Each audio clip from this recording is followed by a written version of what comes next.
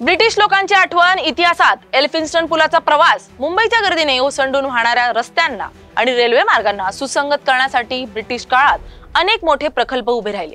त्यातीलच एक महत्त्वाचा प्रकल्प म्हणजे 1913 मध्ये उभारण्यात आलेला एल्फिन्स्टन पूल।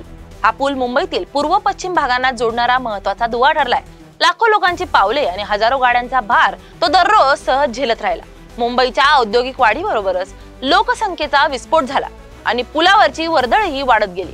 काळ जसा जसा पुढे गेला तसा तसा हा ब्रिटिशकालीन पूल अपुरा, अरुंद आणि धोकादायक ठरत गेला। याच पार्श्वभूमीवर 29 सप्टेंबर 2017 रोजी एल्फिन्स्टन स्थानकाच्या पुलावर दुर्दैवी चेंगराचेंगरी झाली। अचानक झालेल्या पावसात आसरा घेण्यासाठी धावलेली गर्दी, चुकीच्या अफवा आणि अरुंद जागेमुळे झालेल्या या दुर्घटनेत 23 जणांना प्राण गमवावे लागले, तर 39हून अधिक जण जखमी झाले। या घटनेने संपूर्ण मुंबई हादरली आणि पुलाची मर्यादा जगजाहीर झाली। त्यानंतर स्टेशनचं नाव बदलून प्रभादेवी करण्यात आलं।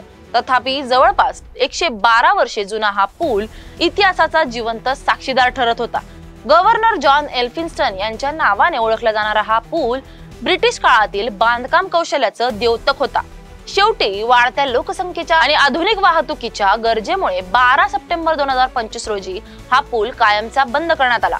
आता त्याच जागी मुंबईचा पहिलाच दुहेरी मजल्याचा पूल उभा राहणार आहे। नव्या पुलाची वैशिष्ट्य खालच्या डेकवर 2+2 लेन रस्ता व पादचारी मार्ग असेल, जो सेनापती बापट रोड आणि डॉक्टर बाबासाहेब आंबेडकर रोडला जोडेल। वरचा डेक सेवरी वर्ली एलिव्हेटेड कॉरिडॉरचा भाग असेल, ज्यामुळे बांद्रा वर्ली सी लिंक आणि मुंबई ट्रान्स हार्बर लिंक यांचा थेट सिग्नल फ्री दुवा तयार होईल।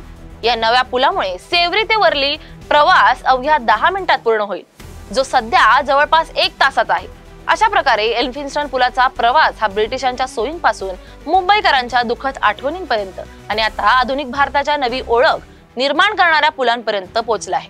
जुना पूल इतिहासात कोरला गेला असला तरी त्याच्या जागी उभा राहणारा नवा पूल भविष्यातील मुंबईला वाहतुकीचा नवा श्वास देणार आहे।